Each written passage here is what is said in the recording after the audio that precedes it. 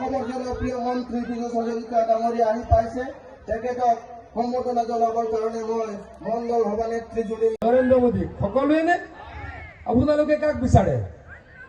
নৰেন্দ্ৰ মোদী হয়তো ঠিক আছে। এতিয়া নৰেন্দ্ৰ মোদীক যদি আমি প্ৰধানমন্ত্ৰী হিচাপে বিচাৰো তেতিয়াহ'লে আমি ইয়াতে কাক জিকাব লাগিব? কাক জিকাব লাগিব?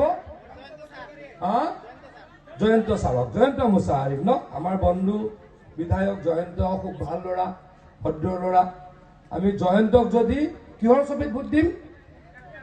কিহৰ ছবিত? ট্ৰেক্টৰৰ ছবিত ভোট দিলে ভোটটো কোনে পাব? কোনে পাব? নৰেন্দ্ৰ মোদী ডাঙৰীয়াই পাব, হয়নে?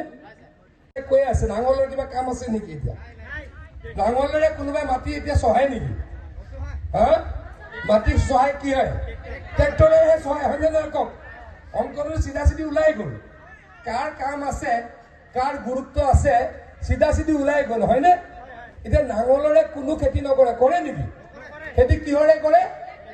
ট্ৰেক্টৰে কৰে। গতিকে গুৰুত্ব কাৰ বেছি? ট্ৰেক্টৰৰ বেছি।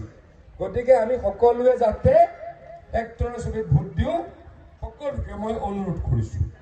আমাৰ ভোট নষ্ট কৰোঁ, আমাৰ জীৱন ধ্বংস কৰোঁ। সেইদিনা ক'ত আছিলোঁ? বাসুগাঁৱত।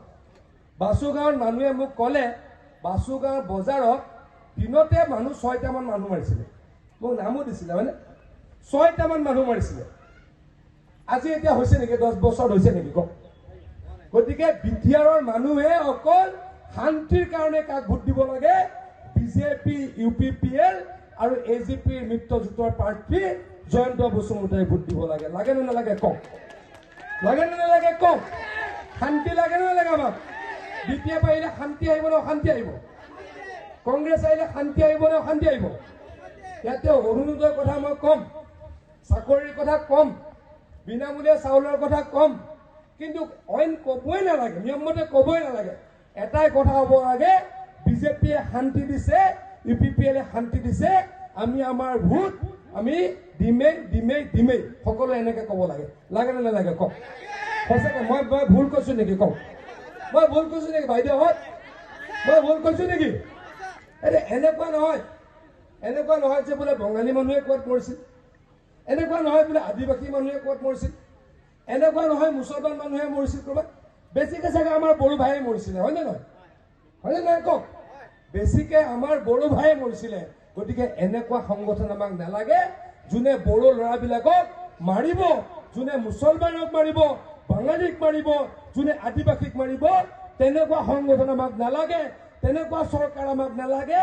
আমাক এনেকুৱা চৰকাৰ লাগে যোনে শান্তি দিব পাৰে, যোনে প্ৰগতি দিব। তেওঁলোকেতো ভাবিয়ে থাকে প্ৰত্যেকটো ইলেকশ্যনৰ পাছত হাৰে, এইবাৰ ইলেকশ্যনত নিৰ্ঘাতকৈ হাৰিব আৰু বেয়াকৈ হাৰিব। BPF লাহে লাহে নাইকিয়া হৈ যাব। BPFে কৰা অপশাসনৰ কাৰণে BPFে মানুহক বেয়া পায়। সূতা কম্বলৰ আঁঠুৱাৰ অৰ্ডাৰ দিয়া পাৰ্টিক মানুহে আৰু ভোট নিদিয়ে। যাৰ দিনত অকল হত্যা হৈছিল, হিংসা হৈছিল, ভাতৃঘাতী সংঘৰ্ষ হৈছিল, ডেভেলপমেণ্ট একোৱে হোৱা নাছিল, তেনেকুৱা মানুহক ভোট নিদিয়ে। সকলোৱে মুখে মুখে যে শান্তি লাগে, শান্তি কোনে আনিব পাৰে? বিজেপিয়ে। সেইটো কথা প্ৰমাণ হৈছে। যিদিনাখন নৰেন্দ্ৰ মোদী ডাঙৰীয়া প্ৰধানমন্ত্ৰী হৈছে ভাৰতৰ, যিদিনাখন 16 চনত বিজেপিৰ চৰকাৰ হ'ল, সেইদিনাখনৰ পৰা হত্যা, হিংসা, বোমা নুফুটা হ'ল। গতিকে সেইকাৰণে ডেফিনেটলি BTR ৰাইজে বিজেপি আৰু UPPLৰ মিত্ৰজোঁটক ভোট দিব।